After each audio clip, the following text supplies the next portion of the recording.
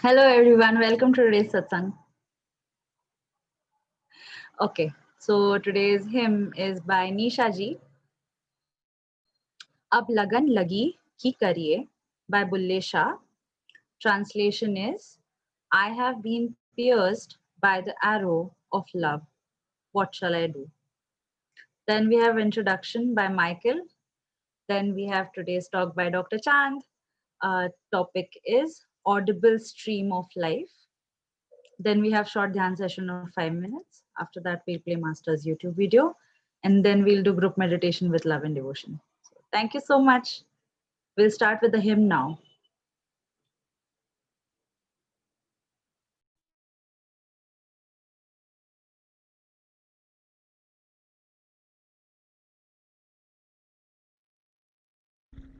Radha Swami. Today's hymn is by Bulesha.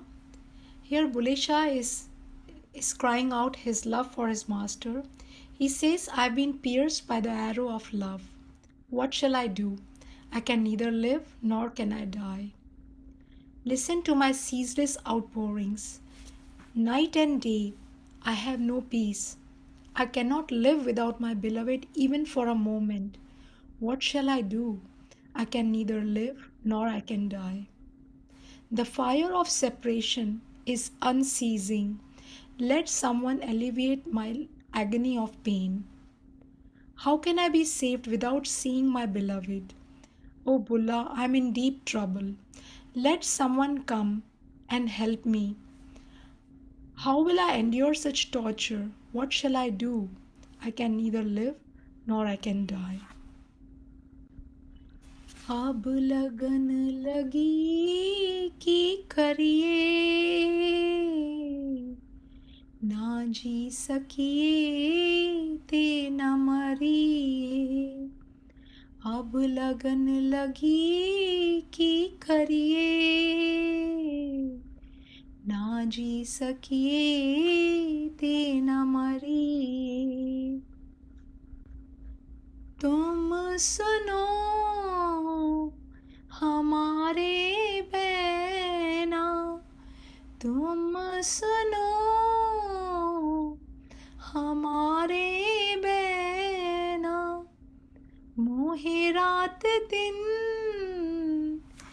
नाही चैना उन पी बिन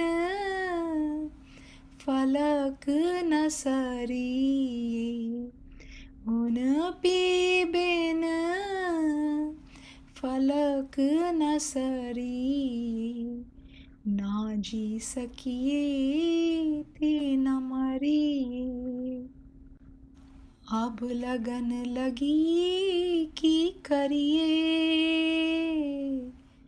ना जी सकिए ते न मरिए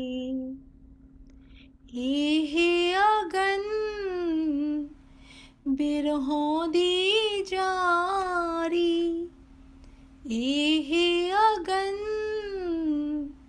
बिरहों दी जारी कोई हमारी प्रीत निवारी बिन दर्शन कैसे तरिए बिन दर्शन अब कैसे तरिए ना जी सकिए ते न मरिए अब लगन लगी की करिए ना जी सकिए ते न मरिए भुल्ले पई मुसीबत भारी भुल्ले पई मुसीबत भारी कोई करो हमारी कारी यह अजय है दुख कैसे जारी यह अजय है दुख कैसे जारी, ना जी सकिए ते न मरिए, अब लगन लगी कि करिए, ना जी सकिए ते न मरिए, अब लगन लगी कि करिए, ना जी सकिए ते न मरिए. Thank you, Master. Thank you, Lord. Radha Swami.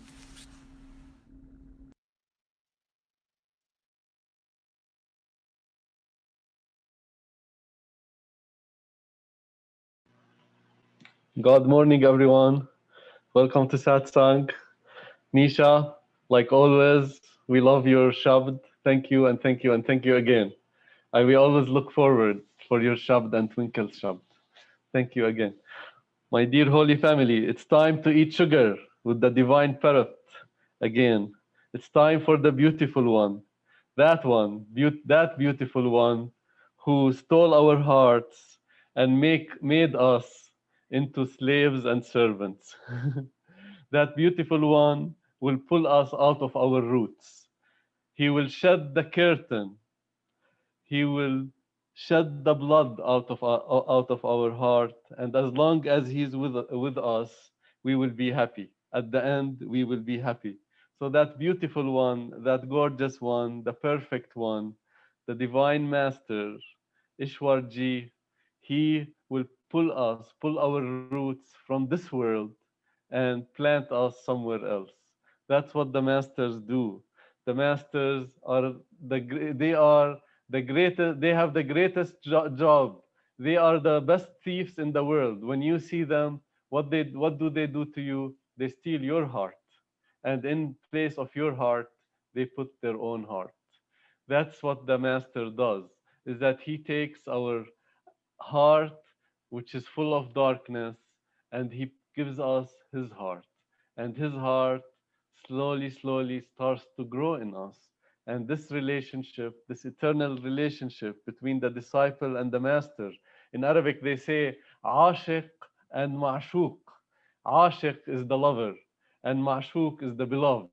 This lover and the beloved, the relationship between the lover and the beloved, which is absorbed into each other. The lover is in the beloved, and the beloved is in the lover. And that relation is so strong. It's so strong. That bond is eternal. And that bond just keeps on becoming stronger and stronger and stronger each day as our love and devotion to the Master increases. And what a blessed place, what a special place to have the satsang, as satsang is a special vibration. There is a special vibration in satsang that makes us it brings extreme bliss, it brings extreme intoxication, it brings just of the feeling of security, the feeling of God, the feeling of the kingdom of God, the feeling of our higher self, that it is so close to us, that it is so close to us that we can even touch it, we can feel it, we can live in it. The lover lives in the beloved, and the beloved lives in the lover. The lover walks with the beloved, and the beloved is in the lover.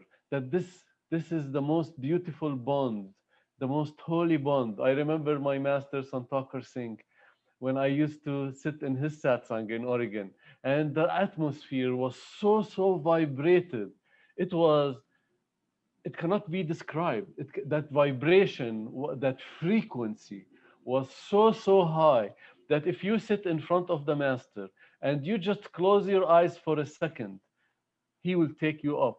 That's how it was. That we used to sit in front of Sant Singh as he was talking, and sometimes we're just enjoying the vibration, the subtleness, that subtle voice, that very refined, sublime voice of God coming out of him.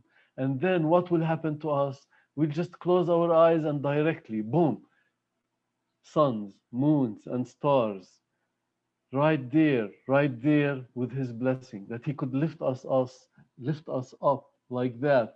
Not only lifts us up, but the cleaning was intense in that holy atmosphere, in that piece of land that was part of the kingdom of God, that we could just rise so up so easily. Also, on the other hand, he was also cleaning us.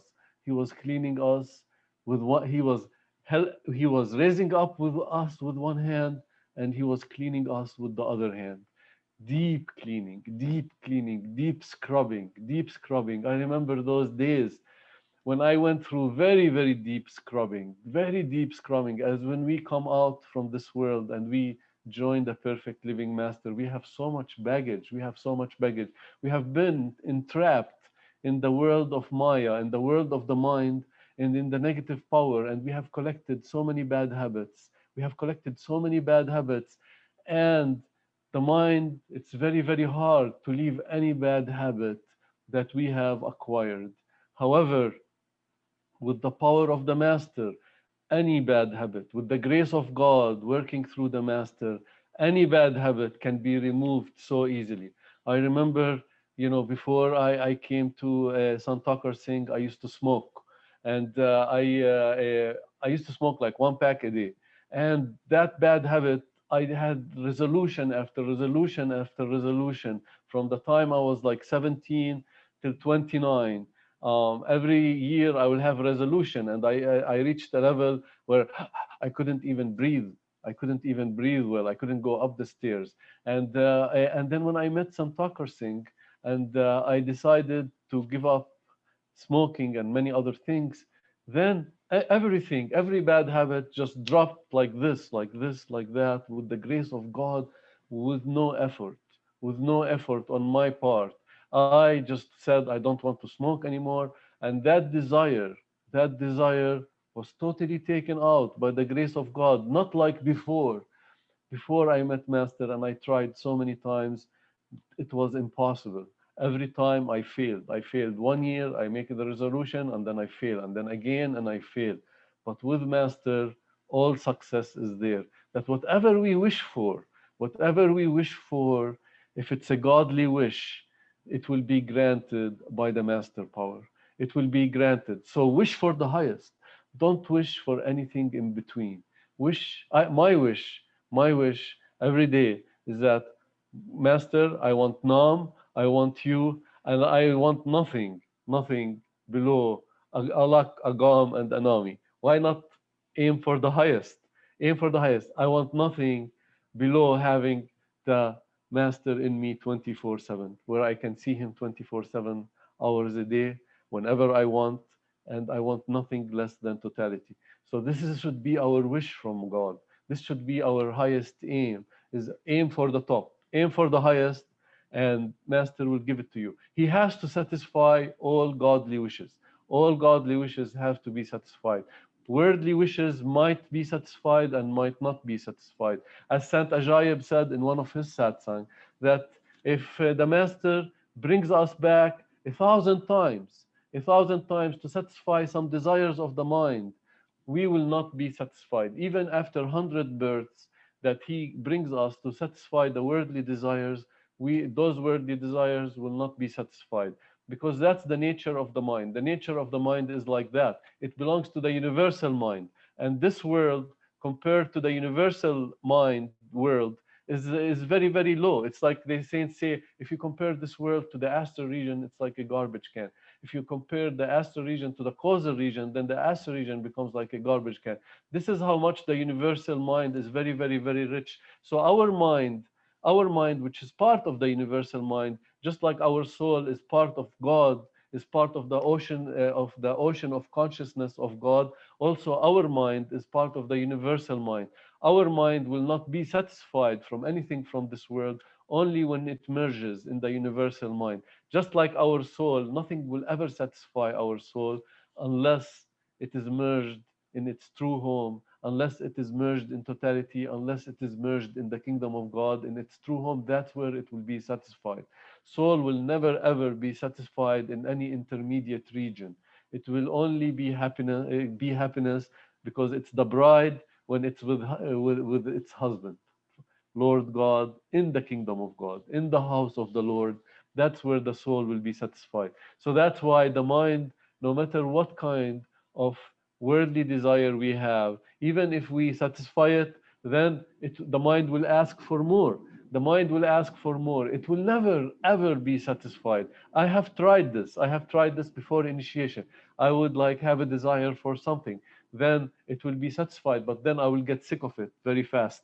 I will get sick of it very fast and I'll say, oh, I want to try something else now. And then I'll try something else. And again, the mind demands something else. That the mind is a constant demander. The mind is a constant demander and it never gets satisfied. I remember one time I was taking a walk. I was taking a walk. It was in close to the ashram in those vast woodlands in Oregon, and it was a mountainous road and a curvy road. It's like a curvy road. It keeps going like this and like that. So you don't see. You just see the curve, and then you're like, what's behind that curve? And then I kept walking and walking, and my mind is asking every time I go, I move from one curve and I see what's there. Then I will see another curve, and my mind will say, "Wow, I want to see what's behind that curve, and I want to see what's behind that curve." And I kept walking for hours and hours because my mind was not satisfied. I always wanted to see what's behind that curve, what's behind those, there must be something very beautiful there. And then I would go and see it. And then again, that's how the mind is. I'm just telling this story just to show you that the mind will never get satisfied, no matter what we give it. Whatever we give it, it's like a fire. It's like a fire, and we add gasoline to the fire, so it burns even more, and it will ask for something more. That's why the saints and masters say, Guru Nanak says, ask only from the master, the master. Ask only for Nam. Don't ask for anything else. Otherwise, Guru Nanak says, if you ask for something else, it's going to bring suffering. It's going to bring suffering. As anything in this world, any joy, any happiness in this world is also tied with something else, unless it is connected with the divine. If it is connected with the divine, happiness that is connected with the divine is not under the law of karma, the law of duality, the law of action and reaction, the law of the opposites.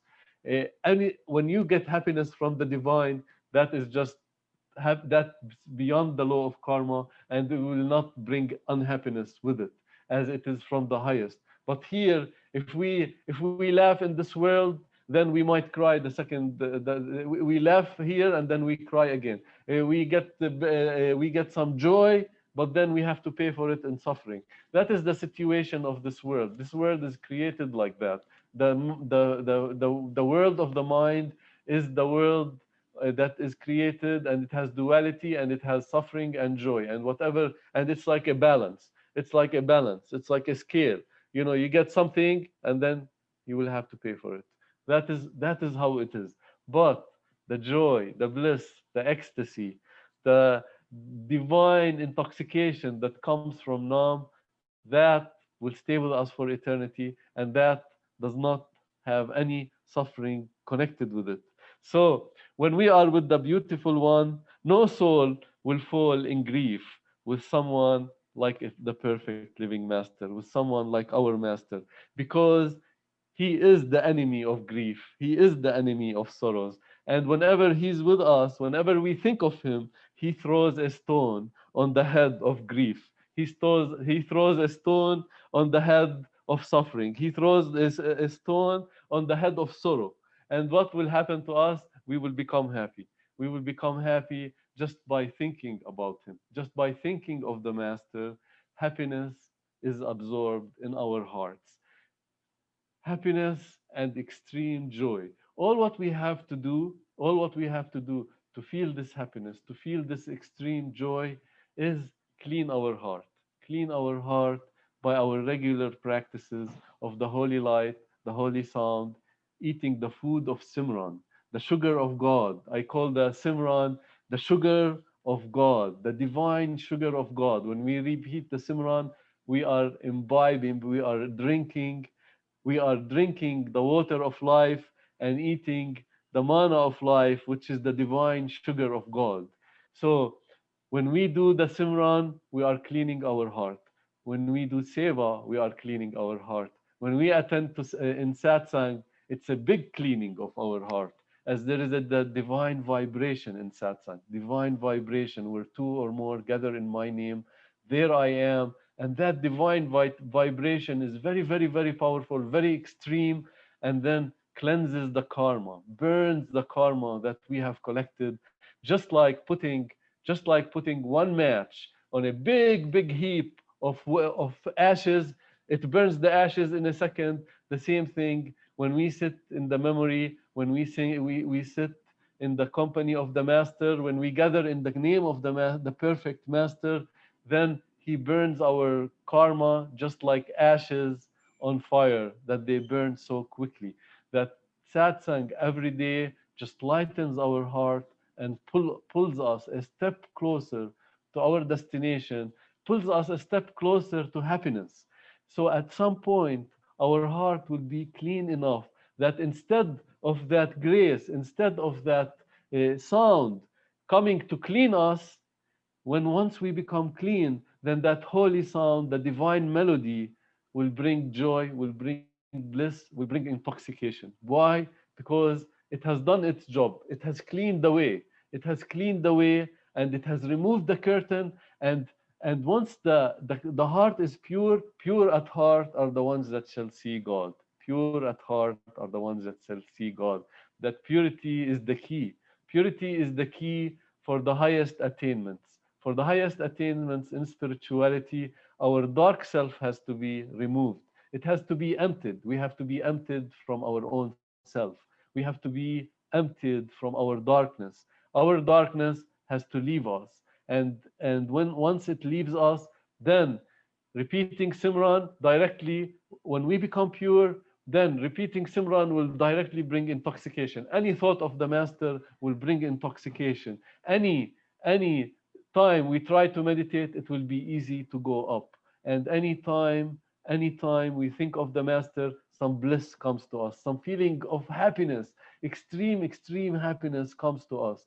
And all what we have to do is keep on doing our regular practices, whatever we're doing, and increase it day to day. So the curtain of separation will be shed. The curtain of separation will be shed, and and then we will be in bliss, in intoxication, moment by moment by moment. Our story will become a happy ending story. Our story will become the happiest story. The happiest story that we are in the land of Maya. We are in the land of the negative power, but we have become conquerors. We have conquered the five enemies that live in us: anger, lust, greed, ego, and attachment. They have been slain. They have been slain. That is what satsang is for. It cuts the throat of the five enemies, just like Saint George put the spear of the dragon in the mouth of the dragon, which resembles the five enemies. The same thing. We will slay the enemy. Once the enemy is slain, what is the enemy? The enemy is our suffering. The enemy is what brings suffering. Once it is slain, then suffering, sorrow, misery, depression, everything opposite of God is also slain, and whatever is good from God is there. Whatever is good from God is left with us. That in our bag there will only be goodies. There won't be any rotten apples in our bag.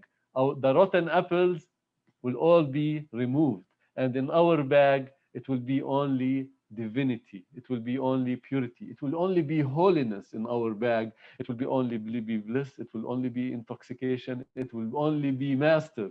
Master will be in our bag. And when master is in our bag, then that's all what we need to have in our bag. As when you are with me, my master, I am happy till the end. I am happy. All what I need is my master in my bag. And that is happiness. That is extreme happiness. To live moment by moment with our higher self in the form of Gurudev, in the form of our master inside of us, to live with that master and to make that master show himself to us is the highest bliss, the highest ecstasy. What else can we ask for? That to have the King of Kings, the Lord of the hearts, the Saint of the saints with us all the time and have his company. To live without Nam is to die. That was That was the shabd that Anup chose this morning. He said he chose, without Naam, I cannot live. And for me, I am so addicted to Naam. I'm so addicted to Master. I'm so addicted to everything holy that comes from the Master. To the voice of Master, I am addicted. I listen day and night, all the time. I listen to Satsang. I love to have Satsang, either Ishwar Puri or Sant Singh or other saints and masters, Sharan Singh or Ajayib Singh. Their voice, just listening to that subtle voice, the sublime voice of God. Nothing can be described. Nothing can be described like that beauty, that subtleness that comes from the voice of the master. You can fly on the voice of the master. I always love to sleep with the voice of my master, Santakar Singh, as he is so soothing, soothing, so melodious, and so pulling. I can do I'm so relaxed in his voice. I can have it on 24/7 and it won't bother me. It will be like doing my job in this world, but also listening to satsang in the background and enjoying the satsang and knowing that master is with me. How beauty is that? Let me read to you a story from Bastanaji, and it is about, Bastanaji was crazy about God. He was just intoxication in itself. He was intoxication, and wherever he went, he brought that intoxication with him, and people lost themselves. They could have so many problems, so many worries in the world, but in satsang they were concentrated on Mastanaji, and his intoxication just took over them, and they forgot everything. And this is what this story is. I want to read to you this story, this beautiful story. I think it's this story. This is the story of a man whose name was Sud Shahib. He used to go to the club every week. He was the wealthiest man in his area at Delhi. When he came to know about Mastanaji, he started to come to his satsang. He was so impressed that one day he came to the satsang with his wife, but he left his children at home and locked the door from outside, thinking that they would come back home after 2 hours when the satsang was supposed to be over. Somehow, the satsang went for more than 2 hours, and they were so lost in the satsang that they forgot about their children at home. They stayed for 2 hours in the ashram and were busy in the satsang and doing seva. They totally forgot that they had locked their children at home. The children were getting food and water from the neighbors through the window. They were not very young, but the children could not go anywhere. Actually, the satsang was so full of spiritual vibration. It used to happen that souls were so intoxicated that they forgot about their homes. It is not acceptable, but it was a reality in Mastana G's satsang. There was no question of low or and high, rich or poor, young and old. There was only one thing: love for God, and the vibration that made everyone lost in love in satsang. The people were so attentive in the satsang that they could go deep inside while sitting in the satsang of Mastanaji. It was a very forceful spiritual energy. I love that. Forceful spiritual energy, which could make them sit in meditation because the satsang was full of detail of the inner journey. The satsang was very peaceful and inspiring. Today, people have satsang for hours, but only today people have satsang not for hours, but only for minutes. They don't have enough time to pay attention in satsang. In the time of Hazur and Mastanaji, satsang had no time limit. When the details of the inner path were given, nobody wanted to miss this inner link. They were having the image of the inner world like a mirror and never looked at their watches to see when the satsang was going to finish. Instead, they would like to sit for hours to have the darshan and go to be with the master as much as they could. Their mind was fully concentrated in the satsang. That was the real aim of their life. To gain the company of the master and to listen to his satsang was true love and devotion. Some would be so lost that they did not know where they were sitting. and they would fall and would lie down on the floor, and the Sabadars would take care of them. They looked like they were sleeping, but they were traveling in the inner world for hours and hours. When their consciousness came back, their face would look bright and red. They would keep quiet and would never speak about what happened to them. It was true that there was nothing unusual about this because it was a normal occurrence for the true devotees. This story is my story of Sant Thakar Singh, of and everybody who was sitting there never wanted it to finish.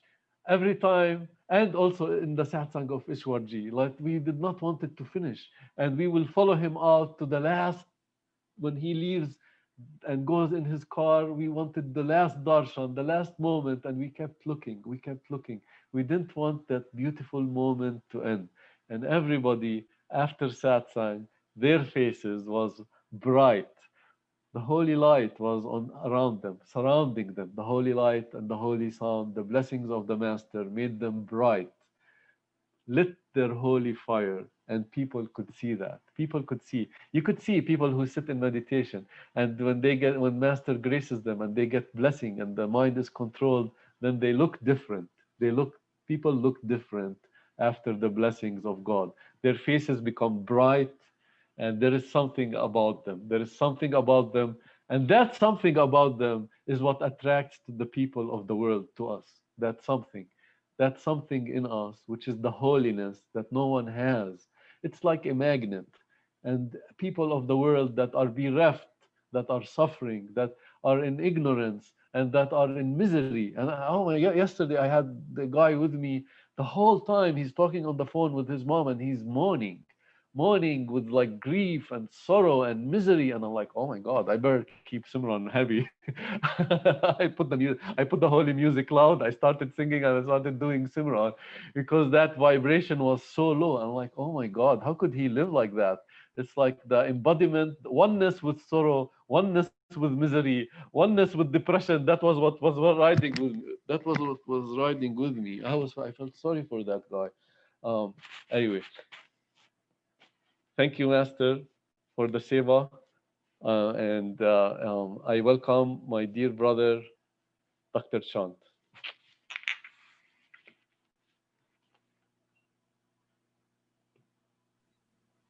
That's right. Okay, thank you very much, Michael. Doing a good job by explaining your inner things, what really happens to you. And when you go through all this, reading the stories of different masters, and it's lovely explaining the experiences. Today, we shall be talking on the audible stream of life. So if you understand this beautiful line by Dr. Julian Johnson, who really wrote about the Shabbat, that it is an audible stream of life. So this is what is the basic stream of life, As you hear in this physical world, you do the breathing and oxygen is your lifeline. But whereas the spirit has got this audible stream of life, which is the lifeline of the soul, because soul is connected with this. And then further, this soul is further connected to its source. We call it as absolute intelligence and a capable force in its radiant form. And that, as Michael was today mentioning about Alak Agam Anam.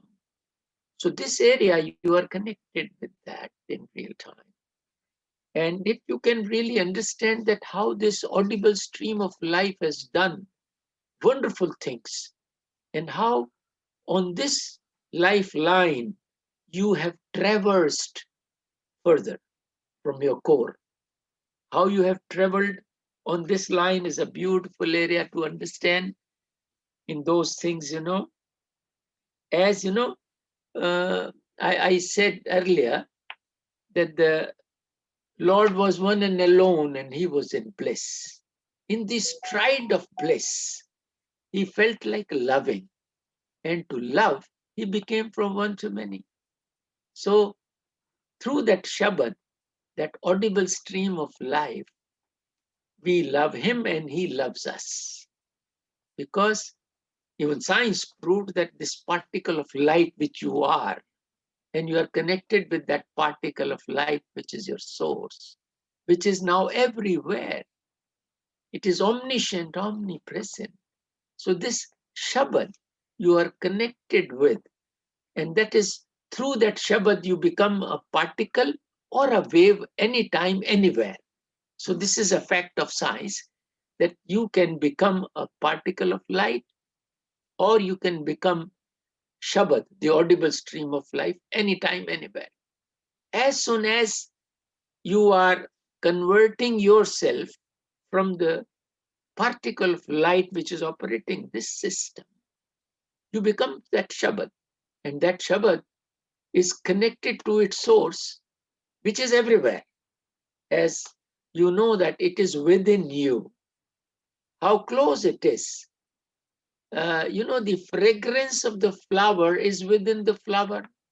So you are as close as that fragrance of the flower. And that Shabbat or that absolute is that close to you. Because the bank of a river and the flowing water of the river, how close they are to each other. So it is something like that, that your soul through that Shabbat is connected to your source in real time, all the time sitting here within yourself. As Ishwar Puri ji been telling you, that the drop has got all that ocean in it. And that is what it is.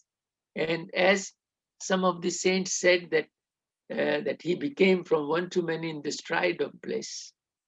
And that thing, that Shabbat created the whole cosmos. That's how all the scriptures.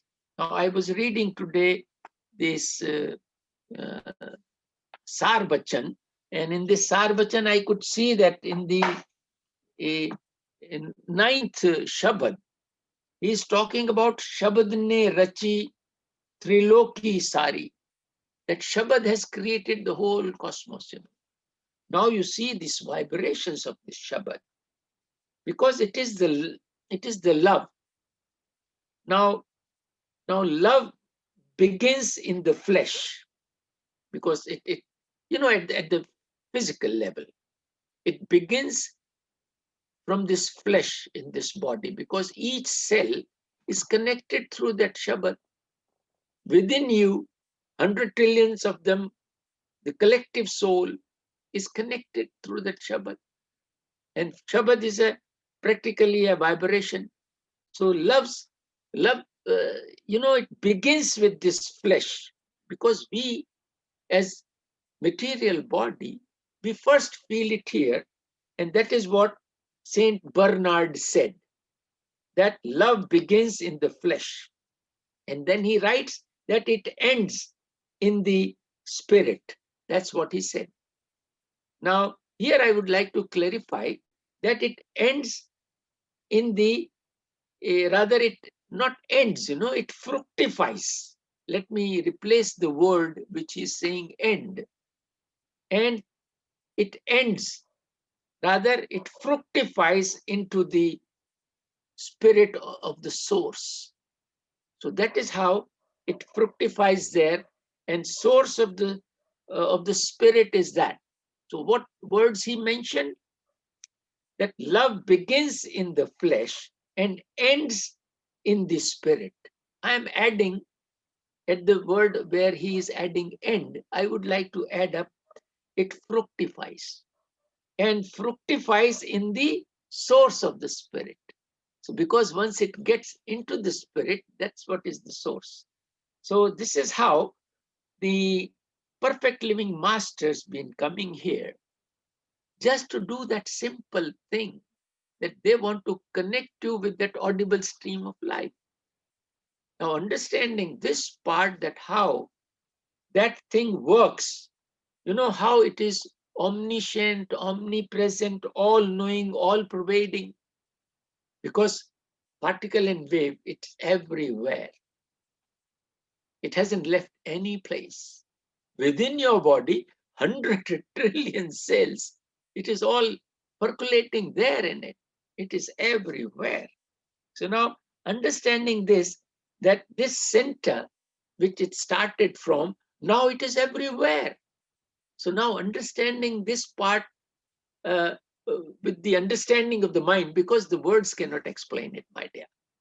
But at the same time, the satsang is made out of words, out of examples. And these examples will tell you and guide you to that inner area, that how it has come. Ishwar Puriji explains this beautiful part, that once, now you imagine the whole cosmos is round, kind of a huge big ball, billions of stars and galaxies floating into it. Now it all started from the center, and that center is everywhere now. You are the center. Now, but understanding little differently, that once you come from, that area which is Anam, Agam, and you come to Sachkhand, because you were in that Sachkhand area. And what really happened, that one out of us created the time-bound material creation all around us. That round thing where the Lord is there, and it had become from one to many, and it surrounded that area. And there, what had happened, we could see the universal mind. And after seeing the universal mind and its body, and its materials, so this attention could see that. And once the attention, the audible stream of life, then now it could see all those possibilities, because we acquired the mind from the universal mind. And as soon as we acquired the mind, we became individuals. Of course, we are connected with the source, and we were free. The Lord said, okay, it's your wish, free will. You can go and visit the time-bound material creation. So we had come here, means that audible stream of life is visiting the universal mind. And after visiting the universal mind, it created the causal mind and a causal body.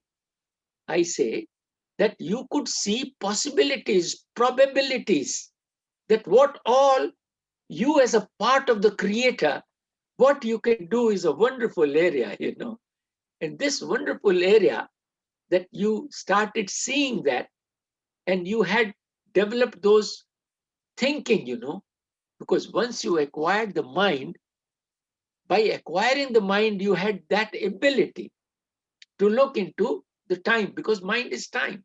And you could see that there are many, many possibilities which you can do as a creator. And you started your journey. And after acquiring that mind in the form of causal mind, you took all your decisions. Beautifully, Ishwar Puriji explains that part many times to you. Now, once you acquired this, and you could do your possibilities, what all you can do in this time-bound material creation, you decided.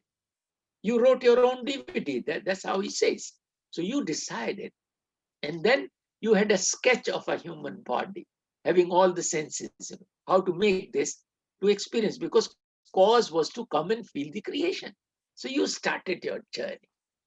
And since you are connected all the time, and he is all the time helping you to do whatever you want.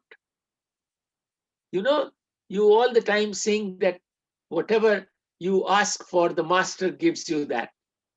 So, soy deve. So what you wanted, but at the level of the soul, you wanted this. So he gives you that, and you start taking all that and start, weaving your body.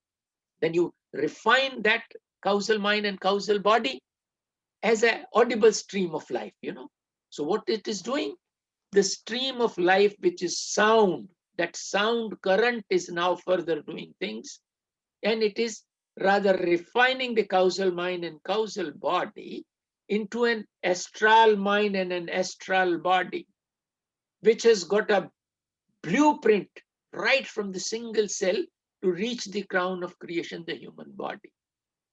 So how it is possible?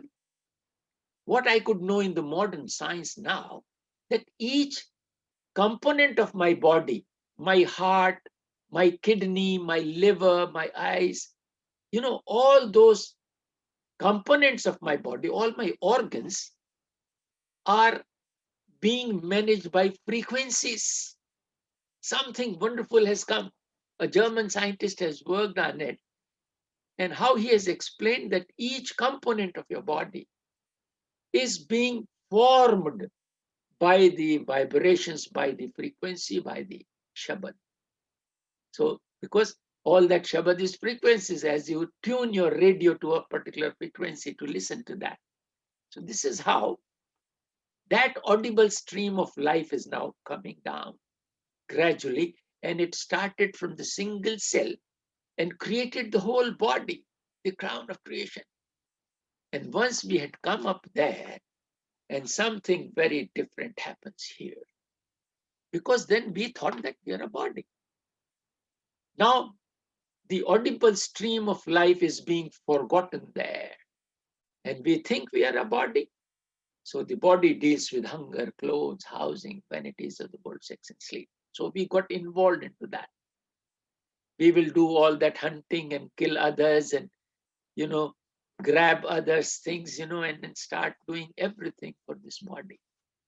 Gradually, because now if you look at how Shabbat, how the audible stream of life created the whole cosmos. Can you imagine that it is non-material created the material? So one out of us has a creative intelligence, used again that audible stream of life, and that is what it has got, that attraction. Frequencies are there. So it created the first atom as hydrogen. Centrifugal forces, weak and strong interaction of the nuclear forces, gravitational, magnetic fields are all frequencies, my dear. They're all frequencies. So these frequencies started working.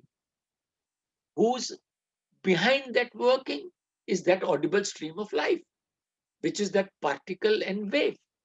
So you are that particle, like Higgs boson is a particle, and it has got the ability to attract. So what it happened? It created the first atom as hydrogen and fused it together. Two hydrogen atoms created the helium. Hydrogen and helium fused together through these frequencies, Higgs boson. And then this created the first galaxy of suns. And suns are burning all those fuels into that. Again, frequencies are coming further out of them. And the gravitational field and magnetic fields are also frequencies, my dear. So now that audible stream of life dividing into different kinds of things as per your needs, because you wanted to visit this time-bound material creation. And one out of you wanted to make a time-bound material creation. And you wanted to visit that. So all these audible stream of life is flowing further and creating each and everything. So they say, Shabade dharti, Shabade akash, Shabad Shabad bhaya prakash. So how this Shabad is creating everything at each step, and how it is further going, So today's subject is audible stream of life, we should understand. And it is so simple to stick to this Shabad when we are here, because this is how I'm explaining the creation out of that. All those 100 and odd elements being created, your earth got formed, and all this Shabad through various frequencies, magnetic gravitational fields, the whole cosmos is hanging. Now, all these attractions are moving the whole thing together. Now, this is what Shabbat has done. Now, once you come to the first single cell, there also the Shabbat did it. Now, what the Ohio University clip, sometimes I show that to the students, it tells you how light and sound struck on pure elements to to convert them into amino acids. So what is doing it? It is the audible stream of life doing that work. And it converts them into amino acids, and amino acids synthesize the proteins. And proteins become the first single cell. And again, the godlike quality to become from one to many there, that single cell. It is becoming from one to many. It is multiplying itself. The frequency is doing it. The Shabbat is doing it. And then it is graduating to double cell organism, multi-cell organism. Finally, you come to the human form. And now if you see in the mother's womb, as I explained you earlier also, that single cell and that frequency of love with which with that child came up out of that love, basically. Now we have to understand, to do that genetic engineering, that if the husband and wife, the youngsters who will now produce more children, if they know this, so they will definitely work through this audible stream of life. They will respect this area, and they will do it with that love and affection. And that is how you create a child which will have all those sanskars, which will have this knowledge. Because while doing that interaction with your partner, to develop a child, and that feeling of love in this body, because as I said, that Mr. Bernard Shaw, Saint Bernard talks about that love begins in the flesh, and then it ends into the spirit. And I have added, in spite of calling it the end, it is fructifying. It fructifies into the source of the spirit. So this is how we can understand, because now saints have opened up this secret, and they have given it to those chosen people. Now, if you know that, then while developing a child, you will take care that this is how you got to use this love, which is caring, which is not lust, which is not sex. You are producing a child. For that, you are giving him all those sanskars, all those things, and they are all given by the audible stream of life, which is just there in that single zygote cell. And that zygote cell is again becoming from one to many. Vibrations are there. And those vibrations further create each and every organ of your body.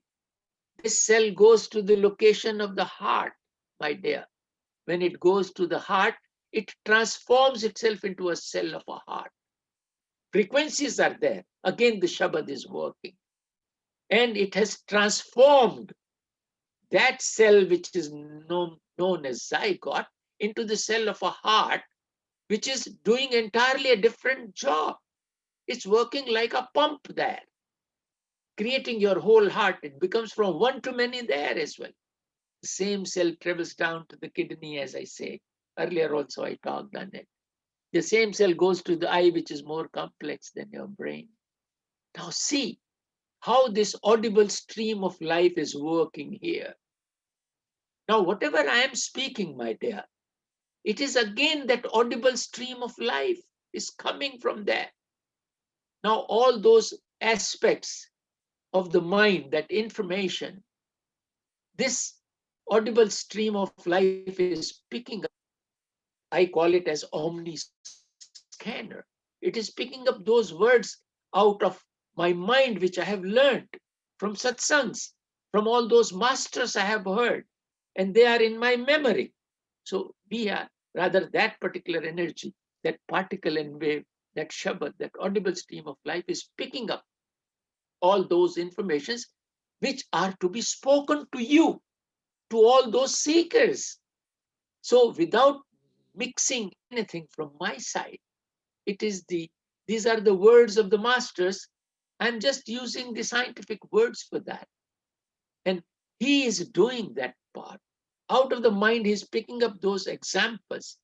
As many a times, Michael also explains you some of those stories, the mind out of memories picks up all that. And then it triggers the mind. Mind is past and future, which is connected to the universal mind. So it listens to the Almighty.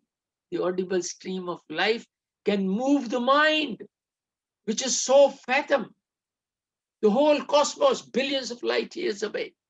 It can move things, as I give an example that how it created this earth, which was a molten lava, revolving 6 hourly. Another molten body comes and hits the earth and slows down to 24 hours and tilts it.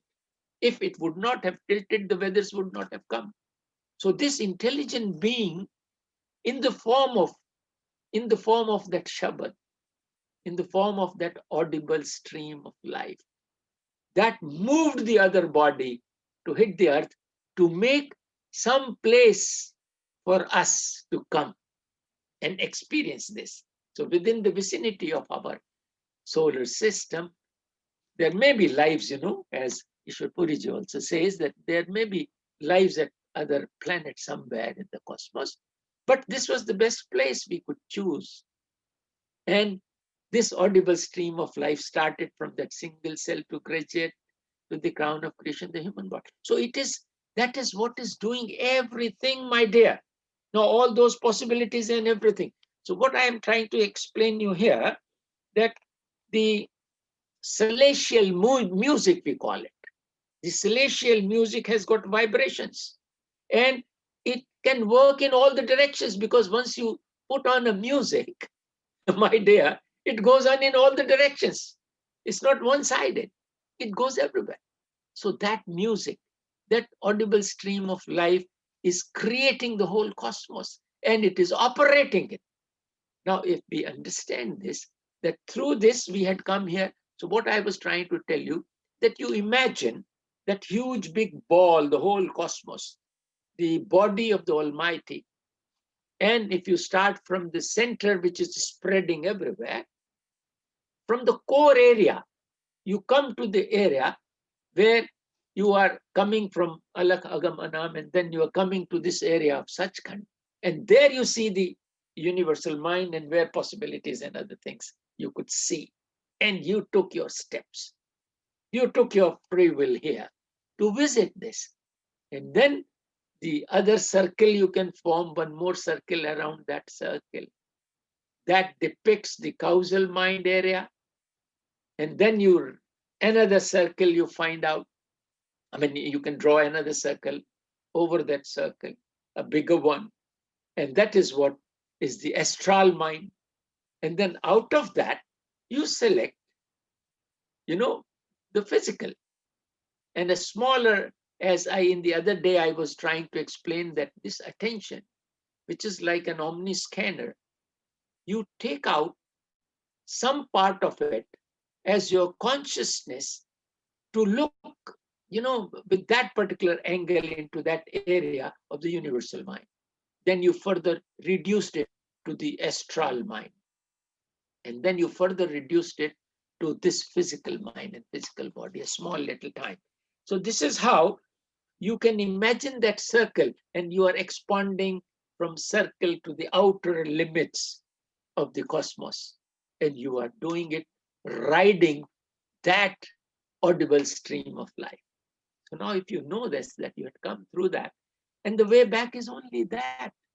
And if you start developing this stepwise step, that by this sound, if you get connected with this sound, because it is so intoxicating.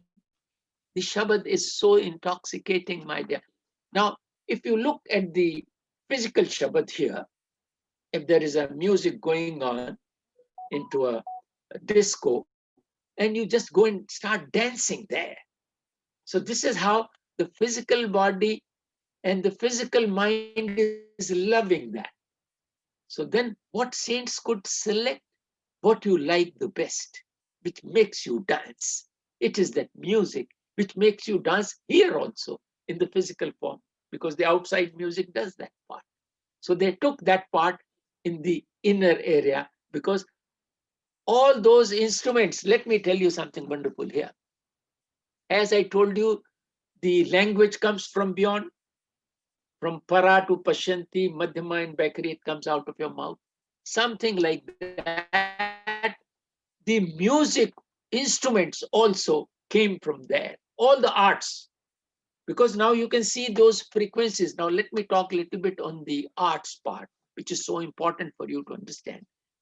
All these arts, may be dancing, the classical dancing, the different musical instruments of the world, and all those arts, you make those paintings and somebody writes, somebody does everything, all those arts, even the martial arts, they all descend from there.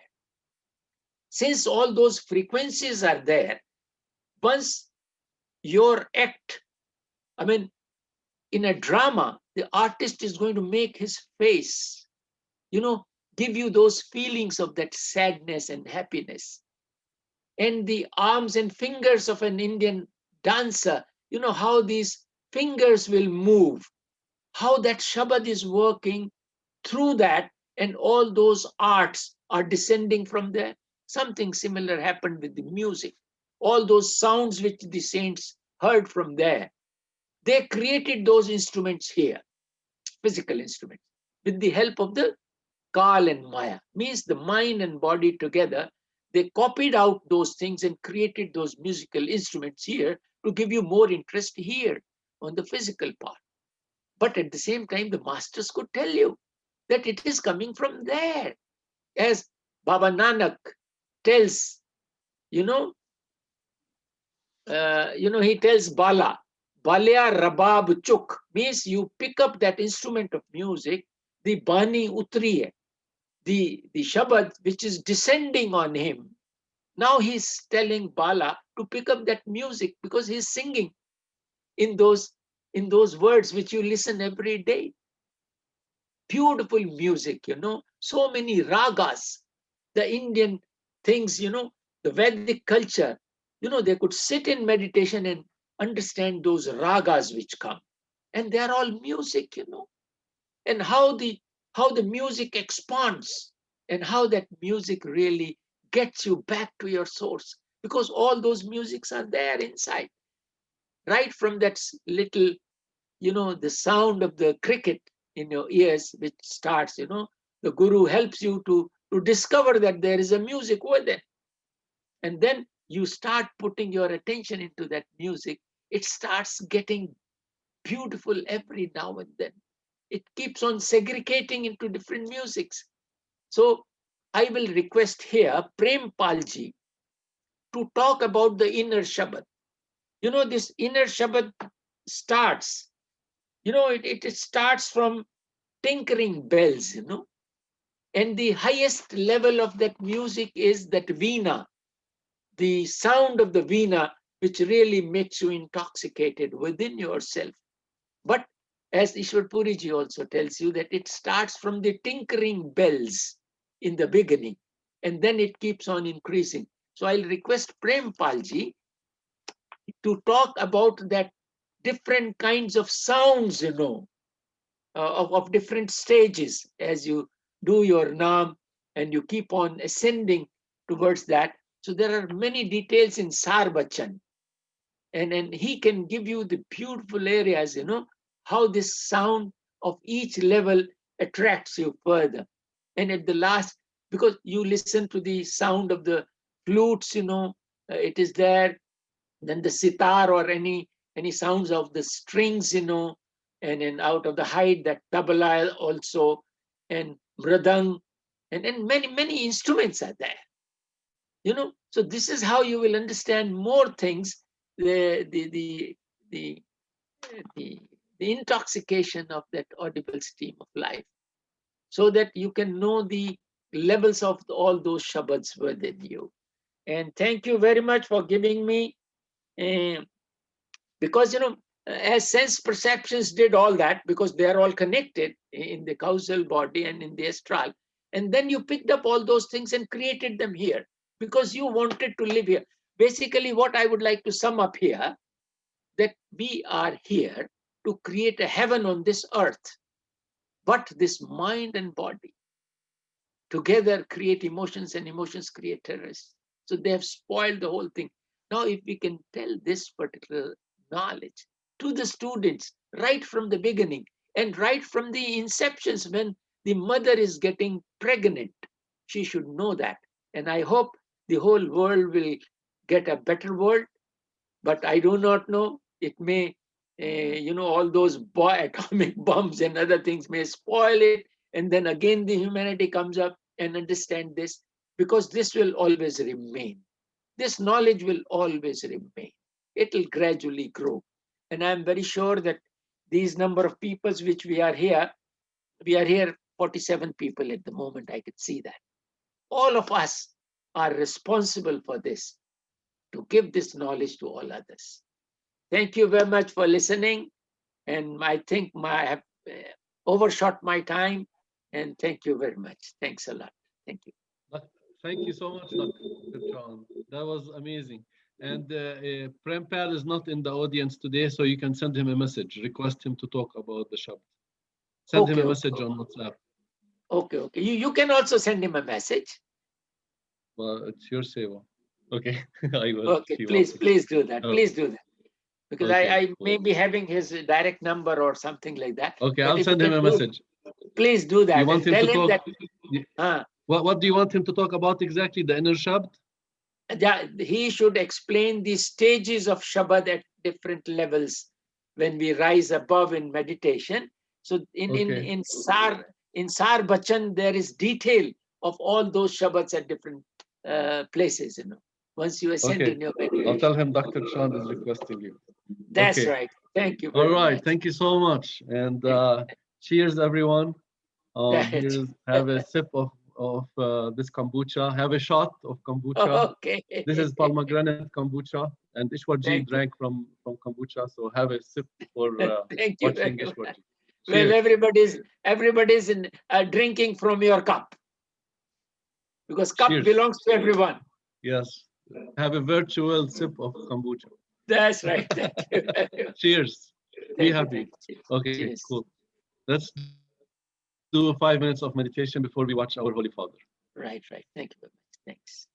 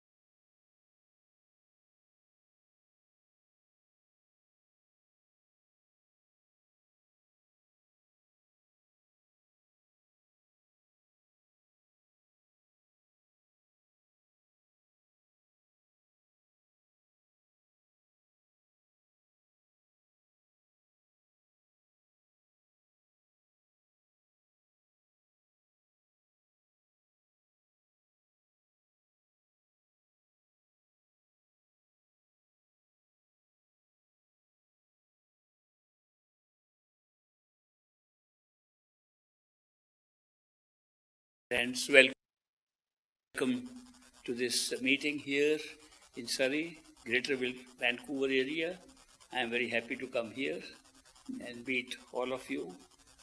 The purpose of my visit here is to share with you my experiences with a perfect living master, Hazur Maharaj Baba Sawan Singh. I do not claim to be anybody enlightened myself. I have never claimed that. I only can share with you some experiences I got with somebody who had good experience himself, and he shared his experience. And many of you are on the same travel path that I was in and I still am in, which is to our true home, Sachkhand. Sachkhand is our true home because we don't belong here. When we look at our lives here, this is a world of ups and downs, world of duality, pain and pleasure. This is not the kind of world our own intuitive self likes to live in. Our mind also rattles between good and evil. Something nice happens, we love it. Something bad happens, we feel pain and we regret it, we get frustrated. It's a very uneven kind of life here, and this is not appeared to be our true home. This physical creation that we see around us is made up like that with pain and pleasure. We are all human beings. We have become human beings because of our own actions, good and bad. If all our actions were good in our past lives, we would not be here. We would be in heavens. And there are heavens, which you can actually verify while you are still in a human body. And if all the actions of ours in the past were bad, we would be not here either. We would be in hell. And there are hells which can be actually experienced and touched upon while you are still in a human body. So we are here because of a combination of good and bad. We did something good and something bad in our previous life, which were good for us because we became human beings. Why is it good to be a human being? Because only in human life we can seek our true home. In no other life can we seek our true home. According to our Indian scriptures, there are 8.4 million types of species of life forms. Life form means any form physically made up or non-physically made up in which there is a soul. A soul gives life. Soul is life. Without soul, there is no life. A mind is not soul. Mind is a thinking machine. Mind does not give life. Soul gives life. Soul gives life to the body. Soul gives life to the mind. Soul gives life to our sensory systems, which we call the astral body or Suksham Sharir. These forms of life that we have, they are listed in that literature, ancient literature, to be 8.4 billion, 84 lakh. These 8.4 million include all the plant life. In fact, 5.4 million in that list are in plant life or life under the sea. And therefore you can imagine bulk of the souls are in a very primitive form of life, like trees and shrubs and little herbs and things like that. But even out of the remaining life forms, only in the last category of 400,000 that they have listed, human life comes as one of them. Out of all these 8.4 billion lives, none of them have any free will. None of them make choices. They live according to a destiny and a programming by which they are created, by which they die. So there is a very big difference between a human life and life of any other form. It also includes, the list of 400,000 also includes angels and who we worship as gods, deities. They are all included in those life forms. None of them have free will. either because they do not have a developed mind which can discriminate and make choices, like plants and insects and snakes and birds and mammals, or they are too greatly evolved at astral and causal planes of consciousness, and therefore they know about the future. If we came to know about our own future, our free will disappear. Those people don't have free will because they know what is going to happen. It's already fixed. We also have a fixed destiny, completely fixed, but we don't know it. We have no knowledge of our future. Therefore, when we make choices, we don't realize that the choice we are making by thinking is already been made somewhere, written somewhere, and we think we are making a choice here, and therefore we have an experience called free will. It's just an experience, but a wonderful experience. Because this wonderful experience of making a choice gives us the freedom to seek. And when you can seek something, you find it. When you desire something, you find it. That is how the law operates here. And since we cannot see that the whole thing is already pre-programmed, and we have no idea what the future is like, therefore the experience of free will, of making choices in our head, I will do this or not do this, I will go right or I will go wrong, I will go right or I will go left. All these choices we make are real for us. And because they look real, our seeking becomes real. And therefore, we can seek to go out of this mess and to our true home. This is a great blessing of human life alone. Only human life has this great opportunity. So therefore, in human life, the human body has been constructed in a particular way that it is divided into two parts. It's a great, very great creation, the human body. It's the best form of life that has been created in the entire universe. Because in this small body, this very small body, there is a head on top and the rest of the body below. And these eyes in front of us are the dividing line. These eyes, human eyes with which we look outside, they divide the body into two parts. The part below the eyes, which is the pinda, or the physical body. Of course, the whole body is pinda, but there's a division of what we can do with these parts. This lower part of the body has all the energy centers. What we call the 6 chakras or the 6 centers of energy are all below the eyes.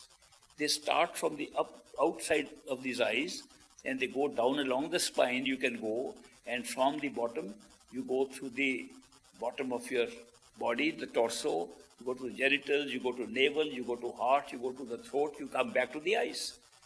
These are 6 centers of energy. The whole system of our body is operating with different energy circuits in these 6 centers. Our association outside is also being taken care of by these 6 centers. Everything that we are experiencing through energy of any kind is being experienced through these 6 centers. They are very important for our very existence. They are very important for us to interact with this universe and this world. But then there is the upper part of the body. These very physical eyes, which are outside, have an internal eyes also. They are not connected with these physical eyes, but you can see with those eyes. These ears we have on the side of our head also have inner ears, which can hear without these ears. We have inner body, which can do all the functions right in the head, right up to this point, which can do all the functions that the outer body can do, thus creating a possibility of having a second body which is not physical and operates only in the head. And this is a very interesting way to set up like that in the human system, that the human body has these centers of energy below, and there are centers of awareness, of higher awakening, higher knowledge, to wake up to something other than what we are. Like we go to a sleep and go to dream. In the dream, we have a different body, not this body. This body goes to sleep, and we take up another body. What is common between that dream body and this body is, it is still our body. The self, which is operating in this body, also operates in the dream body. The self does not change, the body changes, the world changes, the experience changes, but the self never changes. You will notice that even in the highest forms of experiences, highest forms of spiritual awarenesses, the self will never change.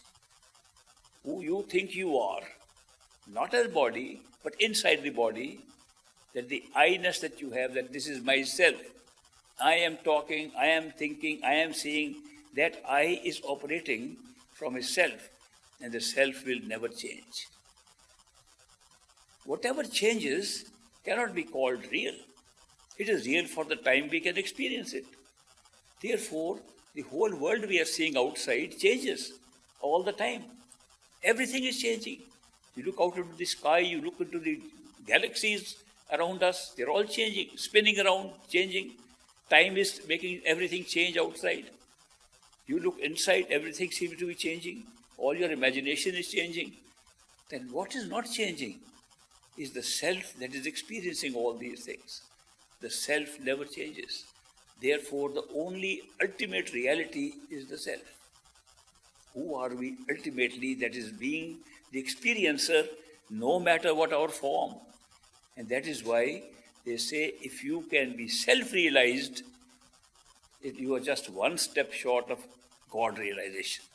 If you can realize who the self is in you, who are you really, and what is your reality, which never changes, and is able to experience things that change. And if you can know who you are, who the self is, you have discovered the ultimate reality, because it never changes. So that alone can be called the real thing. Now this physical body of ours is division of two parts, the below the eyes being the part of energy, and above the eyes the part of awareness.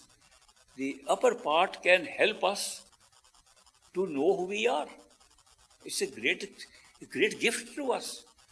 It's a very great gift that in this physical body, which is running autonomously, our heart is beating autonomously, we breathe normally, we don't try to breathe, we don't do anything trying to do. The whole lymphatic system, circulation system, muscle system, nervous system, all working automatically. We don't control these. And if our whole life was just uncontrolled like that, we would be like any animal, we would be like a tree, like a plant, like an insect. That's how they live. But since in our case, we have this awareness ability, a head that can make choices, can see options and alternatives, and say, which one should I choose? This is not available to any other form of life, only to human life.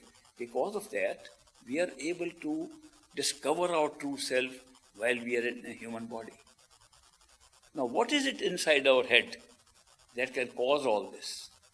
Just like we have these centers of energy which function for different forms of energy to sustain our body and our experience here, there are centers of awareness inside us. And there are several centers of awareness. I will tell you a little story of my own great master, Hazur Maharaj Baba Sawan Singh. One day, my uncle, who lived in Karachi, now in Pakistan, and he was a weatherman there, he was a meteorologist, and he lived on a beach, on the Clifton Beach in Karachi, beautiful place. He had a very beautiful big house.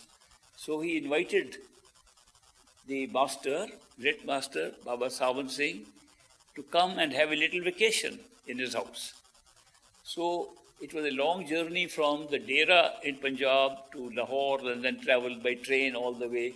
But we were a small group of people, we traveled with the master. I was one of them, young, but it was in the 40s that we went.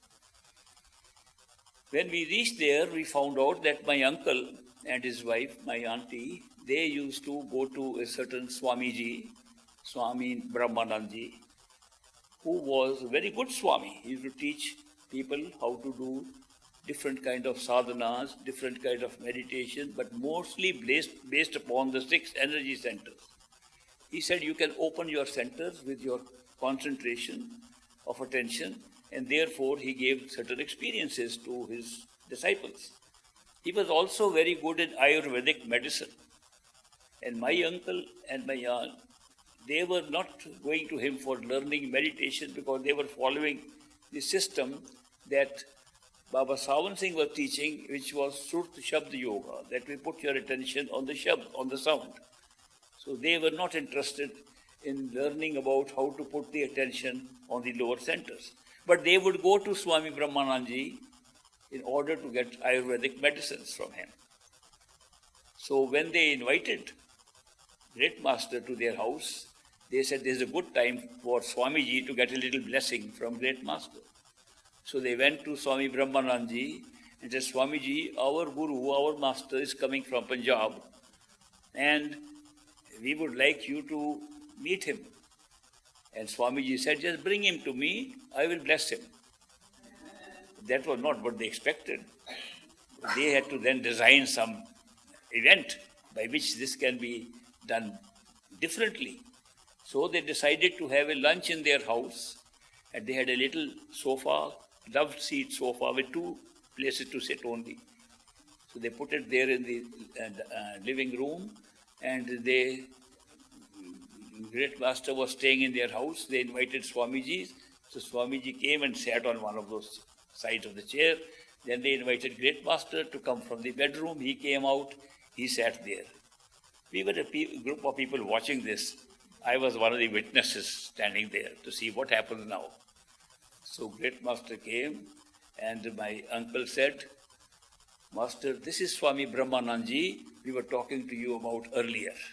And Great Master folded his hand and put his head down, and Swamiji raised his hand on top of Great Master's hand and said, I bless you. And Great Master said, thank you. And we said, this is turned everything topsy-turvy. We thought it will be the other way around.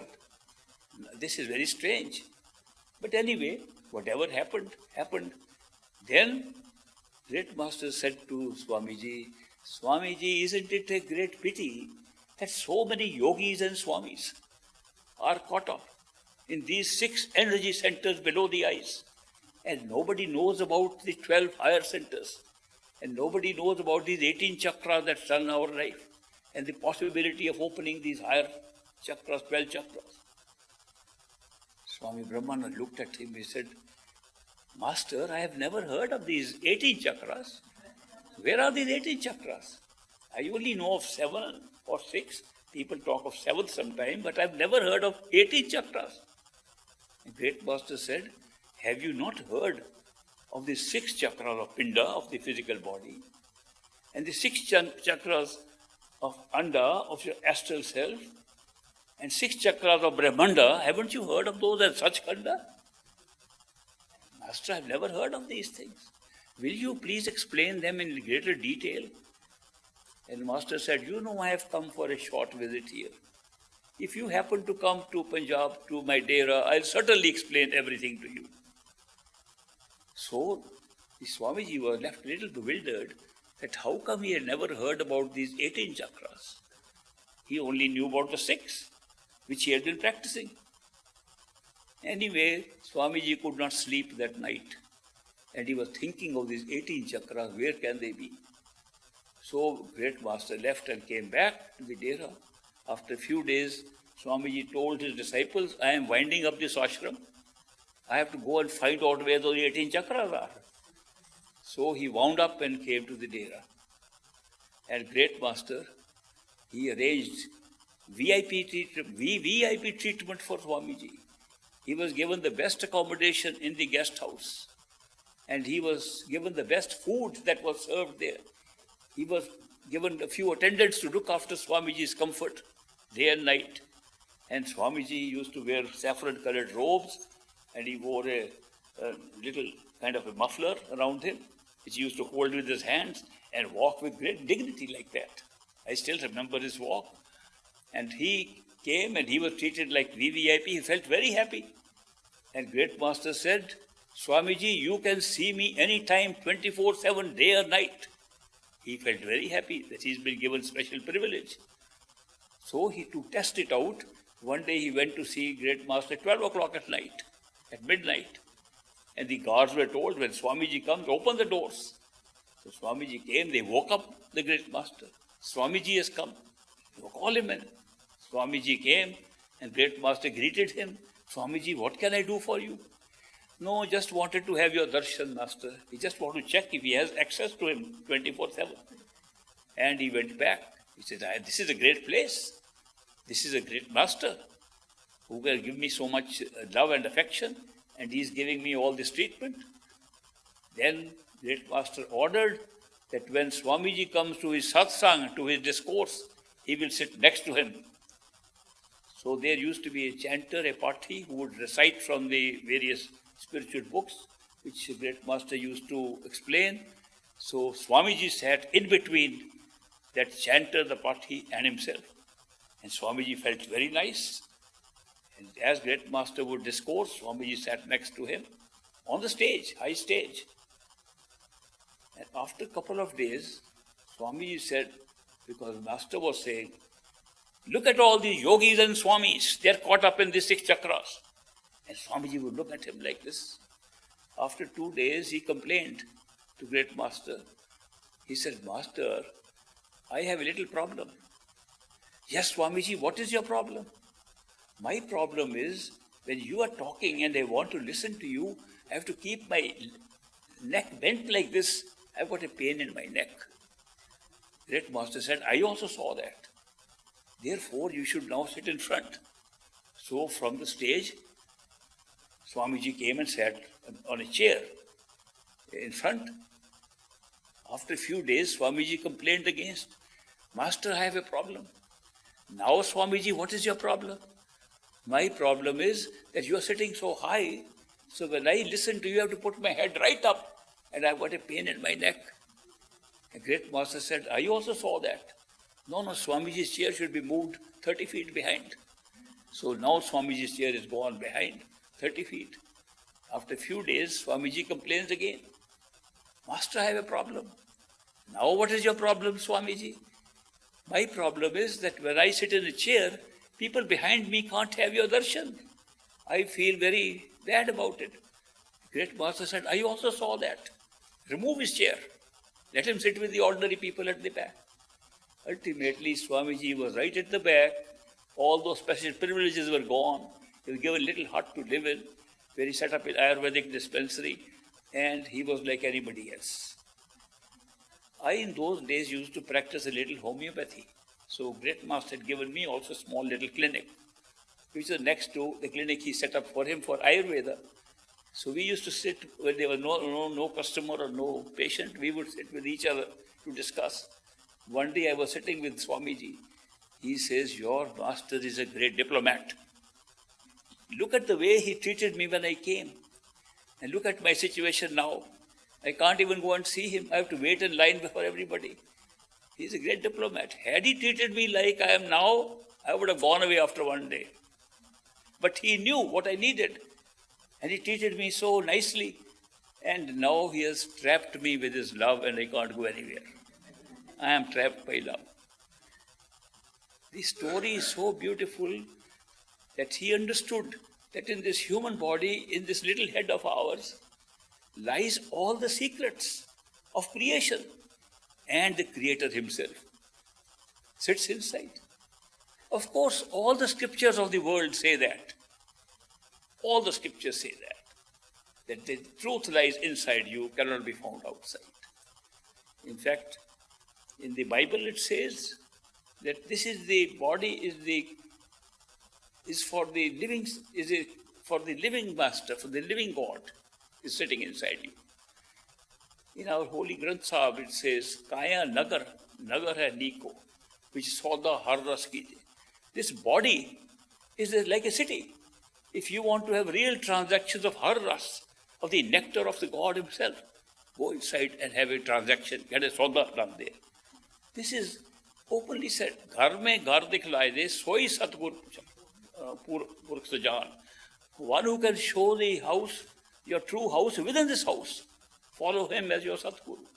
So these are all statements showing that the truth is lying inside. It was not new thing, even for Swamiji to find out that the secret is all in a little part of our body called the head. And we have everything inside. No matter how we go about it, what we say, the truth remains.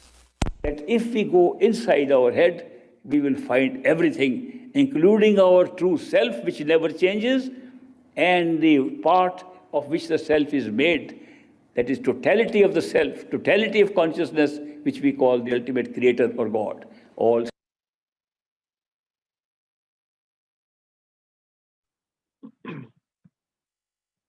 My dear Holy Family, it's time to find everything inside.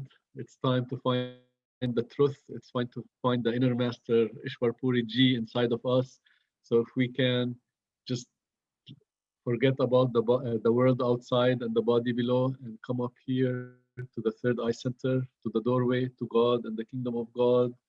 Come up here, concentrate here, repeat the Simran of the holy name slowly at intervals with the tongue of thought, or listen to the holy Shabd. I wish you the best meditation. I hope to see you tomorrow for another holy day in Holy Father God. Thank you for coming. I'll keep Zoom on for 20 minutes so we can meditate together.